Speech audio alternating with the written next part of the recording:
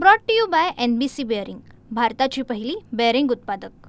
आपल्या सोबत आहेत राज्यमंत्री आशिष जयस्वालजी। निवडणूक आयुक्तांच्या विरोधात NDA आघाडी महाभियोग आणण्याच्या तयारीत आहे, तुम्ही कसं बघताय? स्वतःचं नेतृत्व अपयशी झालं, लोक पक्ष सोडून चालत आहे आणि त्या सर्व लोकांना थांबवण्यासाठी काहीतरी एक नरेटिव्ह सेट करावं। ज्या पद्धतीने लोकसभेमध्ये फेक नरेटिव्ह सेट केलं आणि लोकांची दिशाभूल करून विजय म्हणून घेतलं, आता आपल्या कार्यकर्त्यांची दिशाभूल करण्याचा प्रयत्न सुरू आहे। लोक ज्यांच्या नेतृत्वावर विश्वास ठेवायला तयार नाही आणि NDAचे घटक दल देखील ज्यांना नेता म्हणून ॲक्सेप्ट करायला तयार नाही, त्यांनी पब्लिकमध्ये आपलं अपयश झाकण्यासाठी निवडणूक आयोगाचा आसरा घेतलेला आहे। निवडणूक झाली, प्रत्येक बूथवर पोलिंग एजंट असतात, मतदान करताना प्रत्येक राजकीय पक्षाचे लोक त्या ठिकाणी असतात आणि मतदार यादी देखील पब्लिक डोमेनमध्ये टाकली जाते। इतक्या उशिरा सुचलेला शहाणपणा आहे का?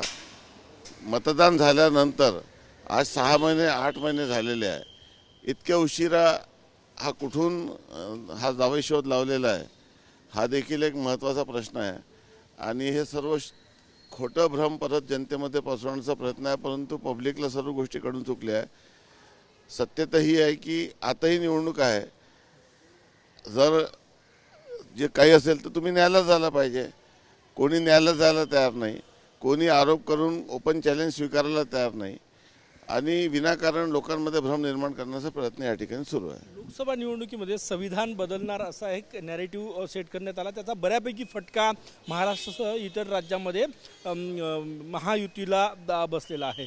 तसाच एक नॅरेटिव्ह यावेळेस आता वोट चोरीचा मतचोरीचा तयार केला जातो असं वाटतंय का? बघा ना तुम्ही, आता कोणता महिना सुरू आहे, निवडणूक होऊन किती महिने झाले?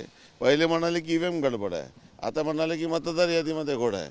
म्हणजे पहिले एक तर ठरवून टाका की लोकसभेमध्ये हे होतं का, आणि त्यामुळे EVM लोकसभेमध्ये चांगली, विधानसभेत खराब, काही राज्यात ते जिंकले तर चांगली, काही राज्यात ते हारले तर खराब। हे आपल्या सोयीनुसार जे आरोप करण्याचा प्रयत्न सुरू आहे, मला असं वाटतं की स्वतःचा वस्तुस्थिती तपासली पाहिजे। जनता आपल्या विरोधात का गेली, आपण परत जनतेमध्ये येण्यासाठी काय काय करायला पाहिजे याचा जर ऑनेस्टली जर त्यांनी विचार केला आणि ज्या पद्धतीने आम्ही विरोधी पक्षात असताना जनतेमध्ये जाऊन लोकांच्या मनामध्ये स्थान निर्माण करून सत्ता आम्ही स्थापन केली, तशाच पद्धतीने त्यांनी करावं। परंतु रडीचा डाव करण्याचा प्रयत्न या ठिकाणी सुरू आहे। नितीन राऊत यांनी शक्तीपीठ महामार्गाचं समर्थन केलेलं आहे, मुख्यमंत्र्यांना पत्र लिहिलेलं आहे। इकडे कोल्हापूरकडे काँग्रेस विरोध करते।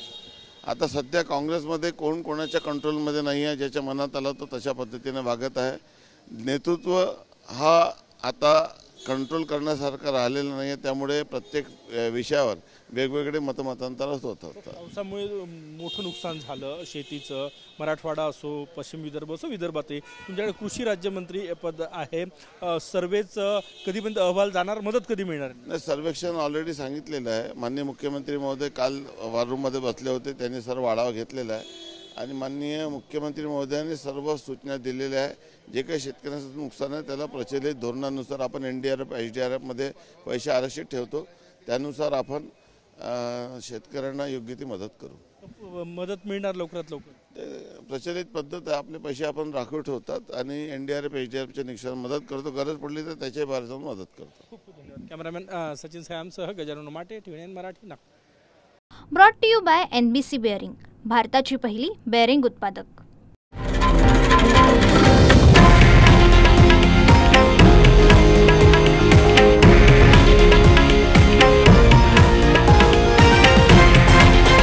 हे आहे देशातील नंबर 1 न्यूज नेटवर्क आणि आपण पाहत आहात TV9 मराठी, एकमेव।